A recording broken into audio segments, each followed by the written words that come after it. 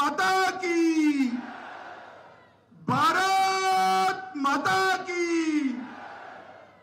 मंच पर उपस्थित श्रीमान मनोज सिन्हा जी, महामहिम उपराज्यपाल जम्मू कश्मीर, मेरे मित्र और पीएमओ में राज्य मंत्री, यहीं के सांसद डॉक्टर जितेंद्र सिंह जी, भाई जुगल किशोर जी, सांसद जम्मू लोकसभा, महापौर जम्मू श्री राजेंद्र शर्मा जी, हमारे गुर्जर साथी राज्यसभा के खड़े हो जाइए, ऊपर नहीं आए हैं, राज्यसभा के सदस्य महोदय श्री अजय कुमार भल्ला जी, श्री अरुण कुमार मेहता जी, श्री तपन डेका जी, श्री श्यामल मिश्रा जी, और आज इतनी चिलचिलाती धूप में इतनी बड़ी संख्या में आए हुए प्यारे भाइयों, बहनों, माताओं और मेरे जिगर के टुकड़े जैसे युवा मित्रों, आप सभी को सबसे पहले मेरा राम राम प्रणाम। आज फिर एक बार ये मंदिरों की नगरी में आने का मुझे मौका मिला है। उस वक्त मैं सबसे पहले मां वैष्णो के चरणों में प्रणाम कर मेरे श्रद्धा व्यक्त करना चाहता हूं। भाइयों और बहनों, आज 23 जून श्यामा प्रसाद जी का बलिदान दिवस है। हम सब जानते हैं, पूरा देश जानता है, आज पश्चिम बंगाल अगर देश के साथ जुड़ा है तो वो श्यामा प्रसाद मुखर्जी के कारण जुड़ा है। और पूरा देश जानता है कि आज फिर से एक बार जम्मू कश्मीर में पूरा भारत के साथ जुड़ा हुआ है। धारा 370 निरस्त हुई है तो इसका एकमात्र कारण श्यामा प्रसाद जी का बलिदान और उनका हौसला और संकल्प। ये महापुरुष ने 1953 में देश के उद्योग मंत्री के नाते इस्तीफा दिया। जब धारा 370 इंट्रोड्यूस हुई, इसका विरोध किया और कहा इस देश में दो विधान, दो निशान, दो प्रधान नहीं चलेंगे। और इसके लिए सत्याग्रह करते करते जम्मू कश्मीर तक पहुंचे। धोखे से अरेस्ट कर लिया गया, परमिट नहीं है करके। अरे भला अपने देश में जाने के लिए कौन सी परमिट? और हम सब जानते हैं कि इनकी हत्या कर दी गई। आज श्यामा प्रसाद जी का बलिदान दिन है, मगर मैं जानता हूं श्यामा प्रसाद जी की आत्मा जहां पर भी होगी बड़े सुकून के साथ होगी, क्योंकि 5 अगस्त 2019 को मोदी जी ने धारा 370 को निरस्त कर दिया है। और मित्रों, श्यामा प्रसाद मुखर्जी और डॉक्टर पंडित प्रेमनाथ डोगरा, ये दोनों ने हमारे जम्मू कश्मीर को भारत माता का मुकुटमणि बनाने के लिए जो योगदान दिया है, इसके लिए न केवल जम्मू कश्मीर, पूरा देश ये दोनों महामानवों के हमेशा के लिए ऋणी रहेगा, उनके ऋण का स्वीकार करते। मित्रों, आज कई सरकारी कार्यक्रमों के लिए आज मैं यहां आया हूं, तब मोदी जी की सरकार के 9 साल समाप्त हुए हैं। ये 9 साल में भारतीय जनता पार्टी अभी एक महाजन संपर्क अभियान चला रही है। वो जन संपर्क अभियान में हमने 9 साल में देश कहां से कहां पहुंचा, इसकी बात करनी है। मित्रों, मैं एक ही बात करता हूं, मोदी जी ने 12 लाख करोड़ के घपले, घोटाले, भ्रष्टाचार वाली यूपीए सरकार की जगह 9 साल तक नरेंद्र मोदी जी की सरकार पर कोई भी भ्रष्टाचार का आरोप तक नहीं कर सकता, ऐसी सरकार चलाई है। और इस देश में से भ्रष्टाचार को हमेशा के लिए तिलांजलि देने की शुरुआत की। उन्होंने इस देश का गौरव बढ़ाया है, इस देश का उत्कर्ष किया है और इस देश के 60 करोड़ गरीबों के जीवन में ढेर सारी सुविधाएं, जिसका गरीब आदमी 70 साल से राह देख रहा था, उसको पहुंचाने का काम प्रधानमंत्री नरेंद्र मोदी जी ने किया है।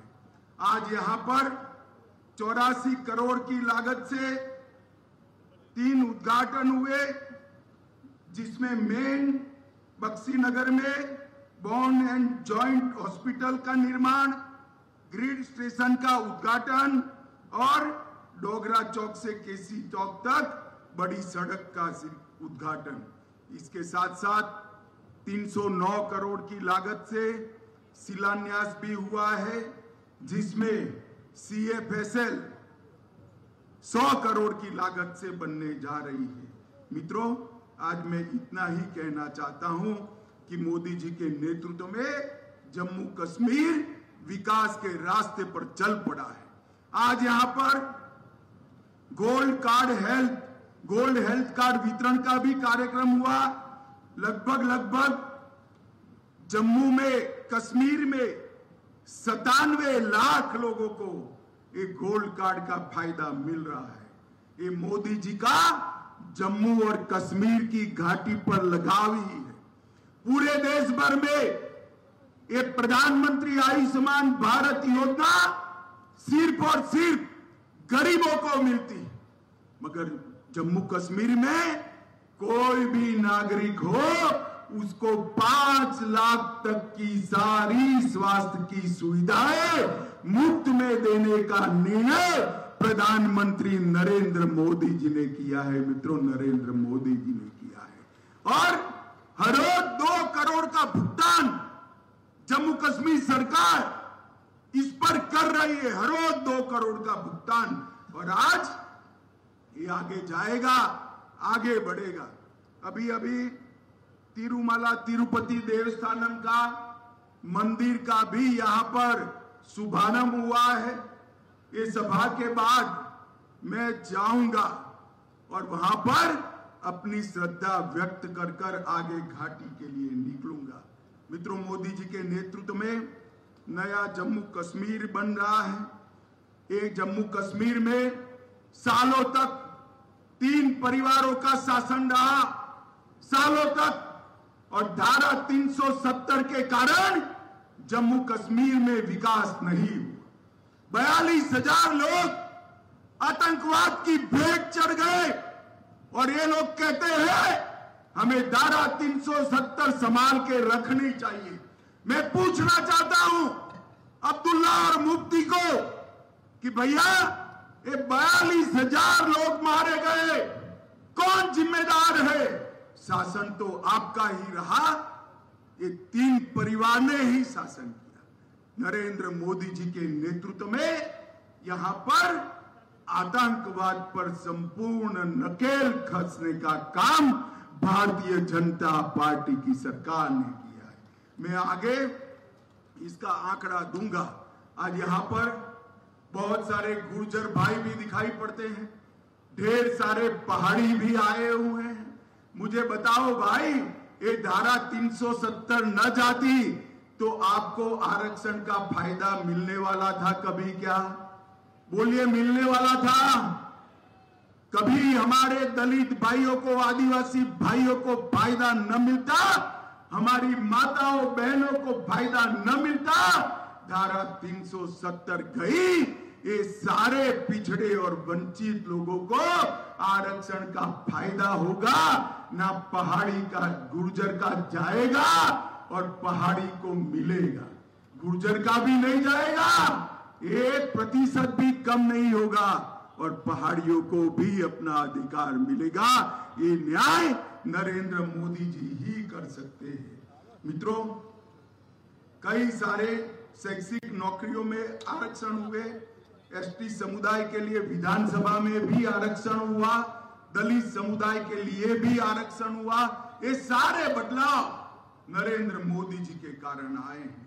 अभी अभी मैं एक बार देख रहा था, एक आतंकवादी घटना हुई, महबूबा जी जोर जोर से बोलने लगी, कहां गया आतंकवाद। मुफ्ती मैडम और अब्दुल्ला साहब, मैं आपको जवाब देना चाहता हूं। यूपीए के 10 साल के अंदर 7,327 आतंकी घटना हुई थी और एनडीए के 9 साल में सिर्फ 2350, 70% की कमी लाने का काम एक भारतीय जनता पार्टी की सरकार में हुआ है। 2056 नागरिक मारे गए थे यूपीए की सरकार में। 9 साल में सिर्फ 377 मारे गए हैं, 377। ये भी हमें गवारा नहीं है मित्रों। और 370 धारा हटने के बाद 47 महीने में हड़ताल और बंद के सिर्फ 32 कॉल आए हैं, 32 कॉल। और पत्थरबाजी की घटनाएं भी 90% कम हुई है। यही बताता है कि जम्मू कश्मीर में हालत ठीक हो रही है। जम्मू कश्मीर के विकास के लिए इंडस्ट्रियल पॉलिसी लेकर हम आए, इंडस्ट्रियल लैंड अलॉटमेंट पॉलिसी लेकर आए, private industrial estate development policy लेकर आए, वूल प्रोसेसिंग, हैंडीक्राफ्ट और हैंडलूम की पॉलिसी भी लेकर आए। 2021 में नई फिल्म के लिए भी पॉलिसी लाए, टूरिज्म के लिए होम स्टे और हाउस बोट की भी पॉलिसी बनी। और ये सब का नतीजा है कि इन्वेस्टमेंट बढ़ रहा है। और मित्रों, पर्यटकों की संख्या 2022 में 1,88,00,000 पर्यटक जम्मू और कश्मीर में आए। ये अब तक का सबसे बड़ा रिकॉर्ड। और 3 परिवारों को मैं कहना चाहता हूं, आपके जमाने में इसका 50% भी कभी नहीं आया। ये 9 साल में पर्यटक बढ़ते बढ़ते 1,88,00,000 हुए। और मित्रों, कुल मिलाकर 47 से 2014 तक नौकरियों में बड़ी किल्लत थी। हमने ट्रांसपेरेंसी के साथ, किसी की सिफारिश की जरूरत नहीं है, 28,000 सरकारी नौकरी दी, 51,000 यूनिट सेल्फ एम्प्लॉयमेंट के स्थापित किए और मिशन यूथ के तहत 70,000 युवाओं को आजीविका देने का काम ये नरेंद्र मोदी सरकार ने किया है। और मित्रों, 28,400 करोड़ का इंडस्ट्रियल पैकेज भी देने का काम भारतीय जनता पार्टी की सरकार ने किया। मित्रों, जिन युवाओं के हाथ में एक जमाने में पत्थर होते थे, आज वही घाटी के युवाओं के हाथ में, जम्मू के युवाओं के हाथ में लैपटॉप देकर मन को बहुत आनंद होता है। ये परिवर्तन ये 9 साल के अंदर नरेंद्र मोदी जी के कारण आया है। कंकड़ की जगह किताब लेकर पढ़े हुए युवा न केवल जम्मू कश्मीर, देश के भविष्य को संवारने वाले हैं। मित्रों, पहले इनके भविष्य पर ब्लैक स्टॉप लिखा हुआ था, अब ब्लैक बोर्ड पर वो अपना खुद का भविष्य लिख रहे हैं। ये परिवर्तन भारतीय जनता पार्टी की सरकार में। एक G20 का सम्मेलन यहां पर हुआ, कुछ पार्टियों ने पाकिस्तान के साथ आवाज मिलाकर इसका विरोध किया। मैं मनोज जी को बधाई देना चाहता हूं, सभी सुरक्षा बलों को बधाई देना चाहता हूं। एक भी विघ्न के बगैर इतने सारे देशों के नेता G20 कर कश्मीर के लिए अच्छे टूरिज्म का संदेश लेकर गए हैं। और समग्र विश्व के अंदर कश्मीर में जो हालात सुधरे हैं, इसका संदेश पहुंचाने का काम किया है। नरेंद्र मोदी सरकार ने पंचायती राज व्यवस्था फिर से लागू की। पहले 3 परिवारों के भ्रष्टाचार के साथ साथ 3 परिवारों के नुमाइंदे ही दिखाई पड़ते थे। अब 32,000 नवनिर्वाचित पंच, सरपंच, तहसील पंचायत, जिला पंचायत के सदस्य हैं जो जम्मू कश्मीर को आगे ले जा रहे हैं। और मित्रों, मेडिकल कॉलेज 70 साल में 4 बनाए। मोदी जी ने 9 साल में 9 नए मेडिकल कॉलेज बनाए और 15 नर्सिंग कॉलेज बनाए।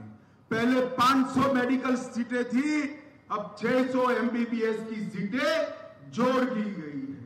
और डिग्री कॉलेज और इंजीनियरिंग कॉलेज 96 थे, अब 147 है। IIT और IIM जम्मू को देने का काम किया गया है। ढेर सारे विकास के काम हुए हैं, मगर इन लोगों को विरोध की ही राजनीति करनी है। मित्रों, आज 23 तारीख को पटना में एक फोटो सेशन चल रहा है। सारे विपक्ष के नेता एक मंच पर इकट्ठा हो रहे हैं और संदेश देना चाहते हैं कि हम भारतीय जनता पार्टी को, NDA को और मोदी जी को चैलेंज करेंगे। मैं सारे विपक्ष के नेताओं को एक कहना चाहता हूं, कितने भी हाथ मिला दो, आपकी एकता कभी संभव नहीं है। और हो भी गई तो कितने भी इकट्ठा होकर जनता के सामने आ जाइए। 2024 में 300 से ज्यादा सीटों के साथ नरेंद्र मोदी जी का प्रधानमंत्री बनना तय है। मित्रों, इन लोगों ने तमाशा देख कर किया है। 3 दिन से प्रधानमंत्री जी अमेरिका के दौरे पर हैं। आज बहुत समय के बाद भारत को, अमेरिका ने भारत के प्रधानमंत्री जी को स्टेट गेस्ट का ऑनर दिया है। और जिस प्रकार का सम्मान अमेरिका में प्रधानमंत्री जी को मिला है, ये न भूतो न भविष्यति है। माताओं, भाइयों, बहनों, ढेर सारे एग्रीमेंट हो रहे हैं।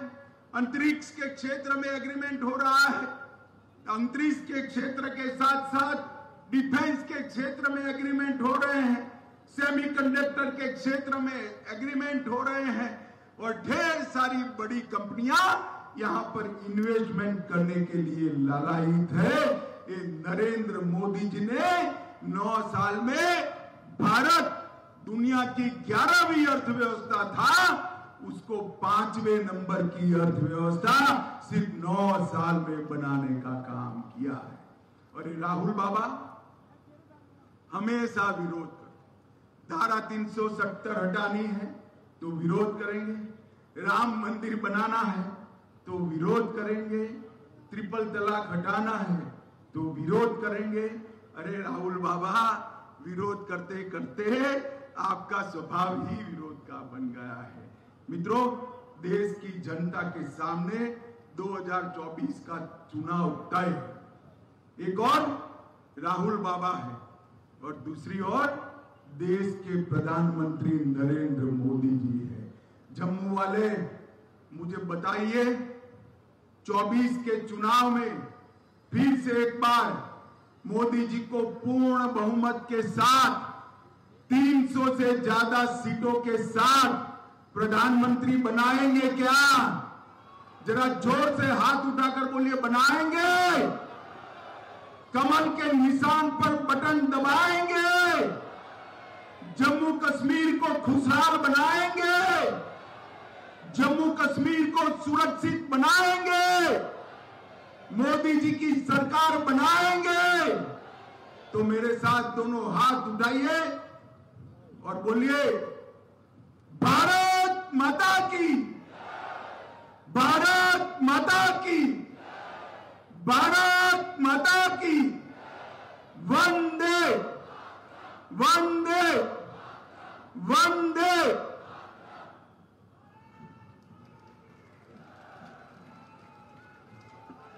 आज के इस सफल आयोजन के लिए मैं